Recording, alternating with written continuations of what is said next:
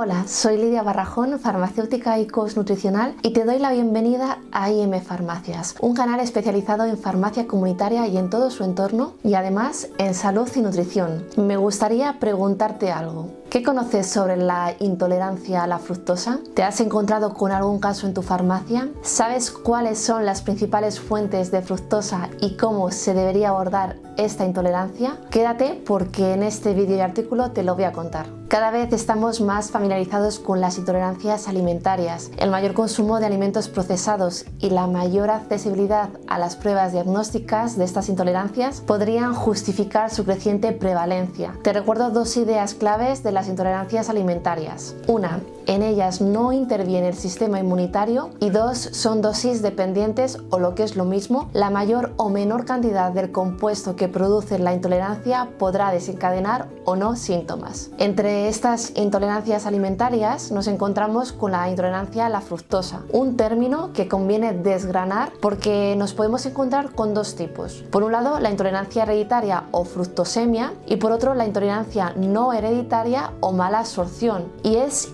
importante diferenciarlas porque su diagnóstico, tratamiento y las directrices sobre la alimentación son muy diferentes. Es fundamental conocer bien todos estos conceptos, ya que las intolerancias alimentarias en general y en particular la de la fructosa pueden llevar a restricciones dietéticas innecesarias que a la larga se traducen en trastornos alimentarios, alteraciones de nuestras bacterias intestinales y en definitiva una peor calidad de vida. Pero antes de profundizar en la intolerancia a la fructosa, me gustaría hablarte sobre qué es la fructosa, dónde la encontramos y qué hace nuestro cuerpo con ella.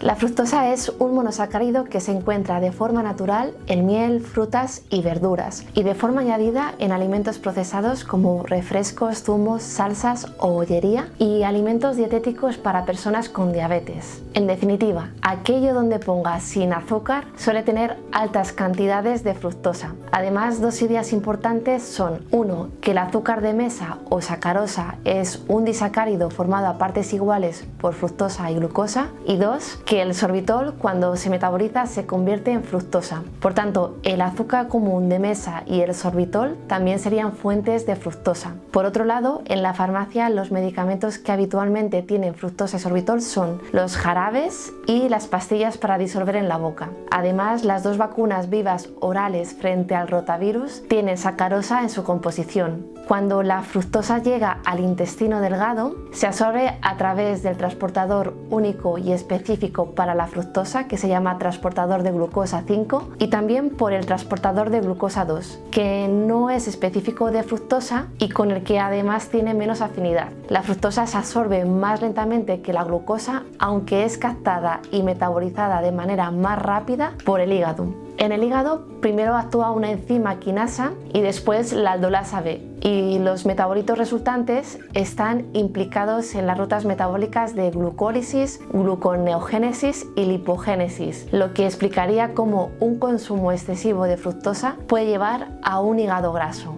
Ahora te voy a hablar de los dos tipos de intolerancia a la fructosa. En primer lugar, la intolerancia hereditaria a la fructosa o fructosemia es una alteración genética muy poco frecuente, en la que es necesario que los dos padres sean portadores de la mutación genética para poder transmitirla. Se trata de una intolerancia de tipo metabólico en la que se produce un déficit de la enzima aldolasa B, encargada de degradar la fructosa en el intestino, hígado y riñón, con lo cual se produce hipoglucemia, daño hepático y renal. Se diagnostica de manera temprana en lactantes a través de una prueba genética, y su tratamiento consiste en evitar estrictamente y de por vida los alimentos y productos que contengan fructosa, sorbitol y sacarosa, de manera que se va a requerir de una suplementación diaria de vitamina C y vitaminas del grupo B. En segundo lugar, la intolerancia no hereditaria o mala absorción de la fructosa es la más frecuente, afectando casi al 30% de la población en diferentes grados. En este caso se produce cuando la absorción de la fructosa en el intestino delgado es ineficiente y como consecuencia pasa al colon, donde es fermentada, dando lugar a unos síntomas similares a los de la intolerancia a la lactosa: hinchazón abdominal, gases y diarrea. Esta mala absorción se produce por un déficit en el transportador marcador específico para la fructosa y es secundaria a otras alteraciones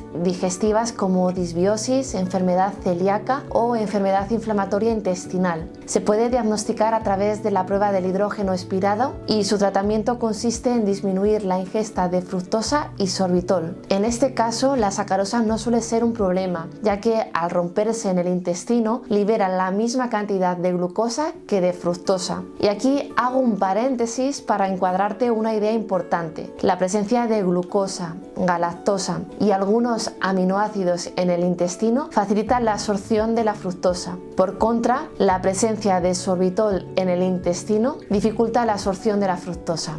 Así que centrándome en este último tipo de intolerancia, que es la más frecuente, te voy a dar 10 tips que tienes que tener en mente cuando en la farmacia te encuentres a una persona con una posible mala absorción de la fructosa. 1. Recomendar hacer un test de hidrógeno expirado ante la presencia constante de hinchazón abdominal, gases, diarrea y pérdida de peso al consumir alimentos y productos ricos en fructosa. 2. Hacer entender a la persona que además debe haber una causa de origen que hay que conocer. 3. Analizar cuál está siendo el punto de partida en el consumo diario de fructosa y sorbitol. 4. Conocer la tolerancia personal utilizando diferentes cantidades de los alimentos en cuestión. 5. Revisar el etiquetado de los productos procesados. 6. Hay que tener en cuenta que los alimentos con más cantidad de fructosa y por tanto más desfavorables son la miel, dátiles, manzanas, sobre todo las rojas, peras, cerezas y uvas. Además, las frutas deshidratadas tienen más cantidad de fructosa.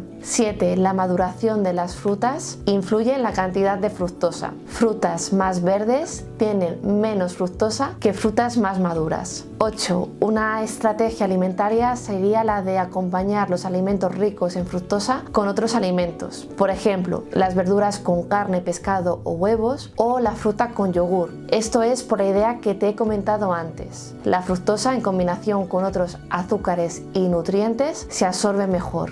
9. La cocción reduce el contenido de fructosa y el remojo el de los fructanos, que son los polímeros de fructosa que están en el trigo y en verduras como el puerro y las cebollas. Y 10. Recomendar un complemento alimenticio de silosa isomerasa, ya que esta enzima puede convertir el exceso de fructosa en glucosa y con ello se facilitaría su absorción. Para terminar, te agradezco que hayas visto este vídeo. Si te ha gustado y te ha resultado útil, puedes compartirlo y suscribirte a este canal. Además, en la página web de IM Farmacias puedes acceder al artículo escrito en el apartado de revista digital. Te adelanto que el mes que viene te hablaré sobre la cronutrición, y es que cada vez hay más evidencia de que las horas en las que comemos influyen mucho en nuestra salud. Así que seguimos aquí, como siempre, entrenando la salud con consejos de farmacia y de nutrición. Te espero el mes que viene. Cuídate.